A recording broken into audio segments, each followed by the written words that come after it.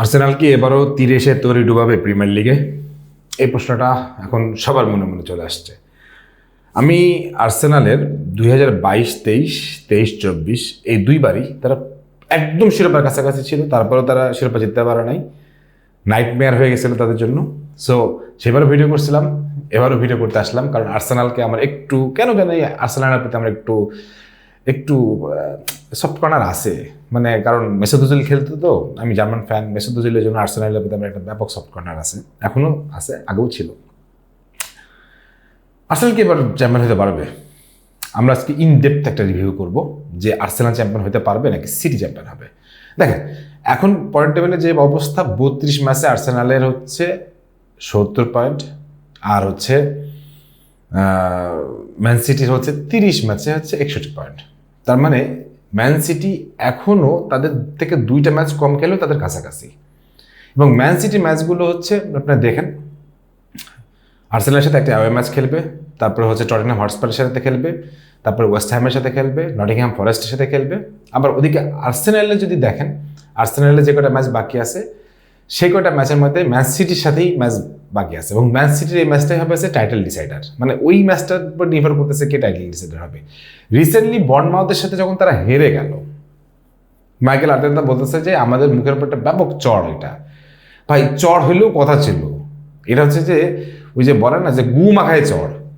ভাই মানে একটা দল 2022-23 সিজনে শিরোপার কাছাকাছি গিয়ে পারে নাই, 23-24 কাছাকাছি গিয়ে পারে নাই, মানে একেবারে কাছাকাছি ছিল, তারপরে পারে নাই। কিন্তু এবার পারবে কিনা, কারণ প্রশ্নটা হচ্ছে যে মাইকেল আর্তেতার টিম সেই লোড নিতে পারবে কিনা।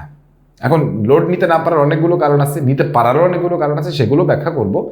বাট আমার কাছে মনে হয় যেই ফ্যাক্টরটা সবচেয়ে বেশি কার্যকরী হবে সেটা হচ্ছে যে পেপ গার্ডিওলা চাইবেন কিনা যে আর্সেনাল চ্যাম্পিয়ন হোক। পেপ গার্ডিওলা লাস্ট 10 ম্যাচে কখনো সাধারণত ভুল করেন না। হ্যাঁ, মানে নেগোসিয়েশন অফ ইরোর হচ্ছে খুব কম। লাস্ট 10 ম্যাচে কখনোই তার নেগোসিয়েশন অফ ইরোরগুলো হয় না, খুবই কম। লাস্ট 10 ম্যাচে যেরকম করার কথা সেরকমই করে, কিন্তু আর্সেনাল উল্টাটা করতে হবে। আর্সেনালে যদি এখন দরকার 7টা ম্যাচ জেতা, 8টা ম্যাচ জেতা, সে জায়গায় দেখবেন আর্সেনাল 5টা ম্যাচ জিতবে, 3টা ম্যাচ হেরে ফেলবে। সো ওই ব্যাপারটা আমার কাছে মনে হয় যে মূলত এখানে টাইটেল ডিসাইডার হিসেবে একটা কাজের জায়গা থাকবে বা একটা ভূমিকা তৈরি করবে। কিন্তু প্রশ্নটা হচ্ছে যে আর্সেনাল কি পারবে এবার সেই বাধা কাটায় উঠতে? আর্সেনালের এই বাধাটা কাটায় উঠতে গেলে যেটা করতে হবে সেটা হচ্ছে যে আর্সেনালকে এখন একটা প্রপার প্ল্যান করতে হবে যে তাদের কি কি করতে হবে। দেখেন, আর্সেনালের ম্যাচ কার সাথে আছে? ম্যান সিটির সাথে ম্যাচ আছে, তারপরে হচ্ছে যে আপনার কি বলে, মানে একদম, মানে যদি সোজা বাংলায় বললি খুবই মধ্যম এবং নিচের সারির দলগুলোর সাথে ম্যাচ আছে। বড় বড় ম্যাচ আর নাই আর্সেনালের, বড় বড় ম্যাচ আর নাই। সো আর্সেনালকে এখন যদি জিততে হয় তাহলে ডেফিনেটলি এইগুলো মানে সোজা বাংলায় জিততে হবে। কিন্তু বর্নমাউথের সাথে যখন হেরে যায় তখন আপনি কিভাবে ভরসা পাচ্ছেন যে আর্সেনাল ওই ম্যাচ জিতে যাবে? কিন্তু বর্নমাউথের সাথে হারার জন্য তো কিছু কারণ আছে নাকি ভাই, ছিল কি না? প্রথম কারণ হচ্ছে তাদের মানে তাদের স্কোয়াডে ইনডেপথ ইনজুরি আছে, প্রচুর পরিমাণ ইনজুড প্লেয়ার আছে। আমি যদি বলি সাকার কথা বলি, আমি যদি বলি হচ্ছে আপনার ওডেগার্ডের কথা বলি, অনেকেই ইনজুড, যার জন্য যারা বেস্ট 11-এ খেলতে পারতেছে না, দলের সেই যে সিঙ্ক, যে কম্বিনেশনটা, সেটা নষ্ট হয়ে যাচ্ছে।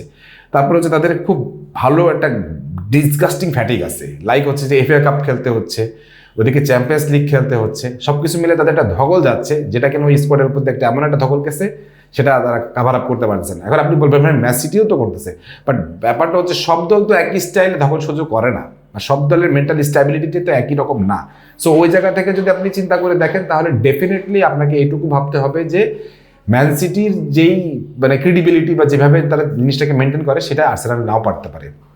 তারপরে যেটা আছে, তাই ডিফেন্স ইদানিং খুব দ্রুত ভেঙে পড়তেছে। বর্নমাউথের সাথে আপনি লাস্ট ম্যাচটা দেখেন, যে 2টা গোল হজম করছে সেই 2টাই হচ্ছে ডিফেন্সিভ ডিসাইসিভ ভুলে গোল খাইছে, মানে একদম ডিসাইসিভ ভুল।